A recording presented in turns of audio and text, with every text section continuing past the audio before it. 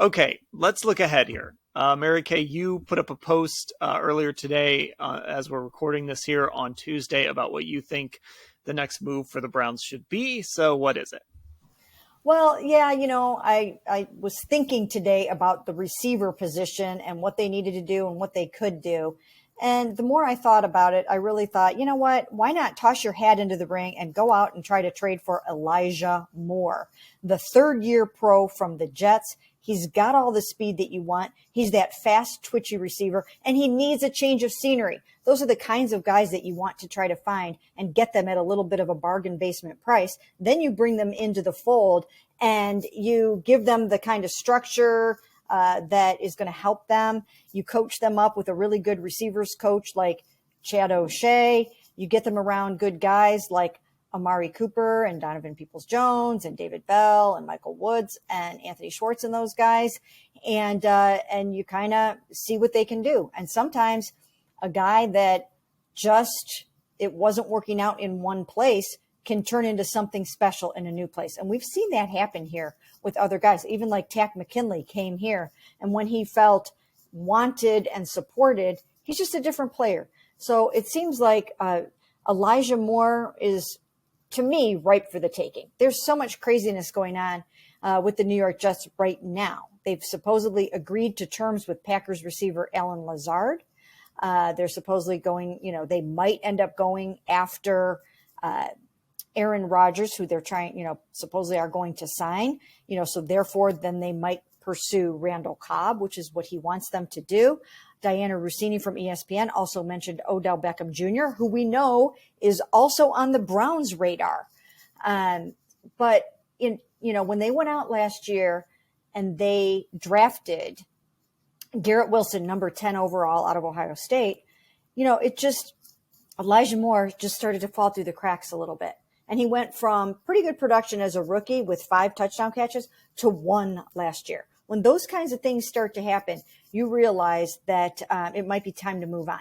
And then he had a shouting match reportedly with his offensive coordinator, Mike LaFleur, who's no longer there right now. But he had a shouting match with him that included some expletives. He asked to be traded. The Browns were interested in him at the trade deadline. But the Jets, they were not interested in trading him. They denied his trade request. So in my experience, when the Browns have liked somebody in the past, that kind of sticks with them a little bit. And they occasionally they will revisit it and maybe try to pursue that player again. Of course, some of it has to do with, has the player, gotten a bunch older? Is the player ready to fall off a cliff? Well, in the case of Elijah Moore, he's still 22 right now. Ashley, what do you like for the next move or the next priority for the Browns?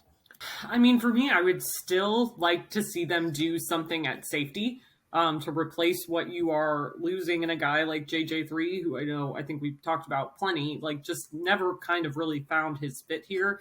But I do think you need to find a replacement for him. So some names that are still left: Jordan Poyer, CJ Gardner-Johnson, Julian Love, Juan Thornhill, those people that we've kind of been talking about, still towards the top of those PFF best available. But, some of these guys, I think it's going to depend on, do they want to come here? A guy like Jordan Poyer, and are you going to be able to afford them? So I'm really curious to see what they do. I think Jordan Poyer might be a good fit back here in Cleveland, especially with how good he is against the run. But I'm not feeling right now like that's particularly feasible, especially knowing he's kind of alluded to wanting to go to Miami. So I'm thinking receiver too, and I like the Elijah Moore trade, but the free agent receiver that I'm looking at is a guy I've mentioned a couple times. I really like DJ Chark, an LSU guy. So they like to bring in LSU guys. Sorry to our buddy Chris Easterling.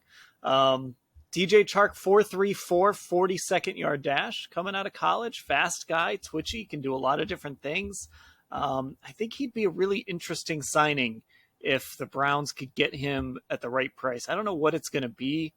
And I don't know if Detroit will kind of do everything they can to kind of keep him. They've been focused on their defense right now and bringing in a bunch of corners. But if he kind of fell through the cracks there in Detroit. And the other thing too, he got hurt last year. And when he came back, he had in week 12. So he came back in week 10. And then when he kind of got back up to speed in week 12, he had a 98-yard game, a 94-yard game. He had 108 yards in week 15. So he's a really productive player. And I think he's a guy that would pair really well with Amari Cooper and Donovan Peoples-Jones. I think he's just the type of receiver that would fit here if the price was right.